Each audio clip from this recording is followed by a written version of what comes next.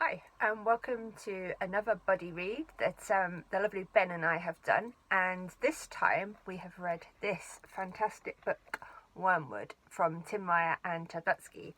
Now, Tim had the Nightworms version, and I've got the Silver Shamrock version here. Both completely beautiful, both with a foreword from the amazing Sadie Hartman, and both absolutely fantastic. So, first of all, why did I decide to read Wormwood? Well, a couple of things. One, nobody would stop talking about it, and as soon as people start hyping it up, that makes you want to read it, doesn't it? And that is the reason why we as reviewers do this kind of thing, so that people see it and they think, oh, they're talking about it, now I really want to read it. So I have read a couple of short stories from Chad before, and he's a really nice guy. And I'd read quite a few things from Tim, and Tim is one of my favourite writers now. He's almost, only because I haven't read it quite enough, but he's almost up there with Hunter and Glenn. I really like his style. So I was sold from the moment I even heard about it. Then I found out that it was coming of age, and that just cemented it even more, because I love coming of age, absolutely love it. Things like Until Summer Comes Around, It, all stuff like that, absolutely love it. So what did I think of Wormwood? So when something's quite small as well, and when there's two people writing, and when it is coming of age, I think that one of the most important things is characters. If you haven't got good characters, then all you're reading about is a teenager that's going through something that most teenagers go through in one guise or another. Not all teenagers go through this, thank goodness, but all teenagers go through something akin to hormones, first crushes, what you will do for that person, whoever it is that you have those first strange feelings for. But the characters in this are amazing. So our main character is a 14-year-old boy called Baker. Baker's an amazing name, isn't it? I love American names. We never have people called Baker over here. Anyway, and he is just a lovely boy, basically, at the heart of the tale. A single mum who works her fingers to the bone, but they're always moving around. So I moved around a fair bit as a teen. I know what it's like to be the new girl. And he faces all those things and making friends. And it's so easy when you've been in that situation to make friends with the wrong people, which is basically what happens. And I won't be giving any spoilers. But if you don't feel for the character, because the character is two-dimensional and there's not enough backstory and just emotion involved in that character, then you don't care about what he's going through. But Chad and Tim made this character someone that you were like, oh, I really like him. I'm so sorry that he's going through these things, because he seems like such a decent kid at the heart of it. And again, that's just kudos to the writing. You may have watched the video that I did with Tim and Chad about where the story came from, and it was actually from Tim listening to Chad talking about some things that he went through in his youth, and he was very candid about getting in with the wrong people, being exposed to alcohol from a very young age, and what that kind of thing can do. And again, it's so easy to be spurred on, to be in the spur of the moment and to make those decisions, and that's just what is exampled in this story. We've got a supporting cast, Cassie, the older girl who is perhaps not all she seems, and Seb, the best friend, who, again, two teenage boys, one slightly older teenage girl. It's never going to end well. One of the things I liked most about this was that there was a very good ending, and I didn't see the twist, as we will call it. I knew that there was something that didn't quite add up between one of the kids and one of the adults within it, but I hadn't put together what it was, so that was surprising. And what it all boiled down to was that if one of the adults had just not made a certain terrible decision, none of this awful stuff would have happened, and Baker could have just had a nice, easy life. So I would give this 5 stars easily. I would say that if you like any kind of, had those Stephen King coming of age sort of vibes to it. It is set in present time, that I'm presuming so because there's cell phones and stuff, so certainly within the last 10 years or so. But it still took me back to my own teenage years. It has that kind of, it evokes those emotions of when you were a teenager, even if it was quite a long time ago for some of us. And I just thoroughly enjoyed everything about it. The writing, the setting, the plot, the characterization, the language. It was interesting when I spoke to Tim and Chad, because I said, how did you do it? Did you do a chapter each or what? And I didn't. Tim wrote first and then sent it to Chad, who put his emphasis and put his mark onto it and changed little bits and pieces. And I think that that's very apparent as well, because if you've read much of Tim's stuff, it's often there's often a lot of supernatural stuff, there's a lot of devil worshipping, there's cosmic stuff and all of that kind of stuff, and there isn't in this. It's very much a horrific story, but because people are horrible, basically. And that's what Chad's writing is more like. He's one of these writers where we don't need mythical monsters and things to just show how awful the world can be.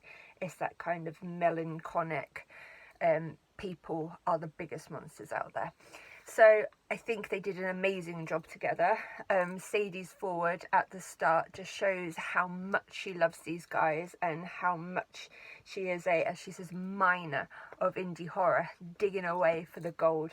And this is certainly what she found. So thank you very much for writing this amazing book, guys. And now I will pass you on to Ben. Thank you. Bye.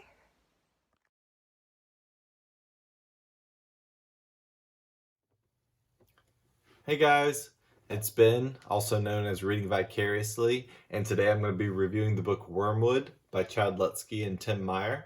Thank you really quickly to Janine for having me on her channel yet again, and for also doing another buddy read with me. I've really been enjoying these buddy reads that we've been doing together, so thank you, Janine, for that. So really quickly, just wanted to show you guys. This is the Thunderstorm Books edition. I got it in a Nightworms package back in November of 2020. And so you've got this really cool cover here, and then also a little exclusive, signed by the two authors, which is always very exciting.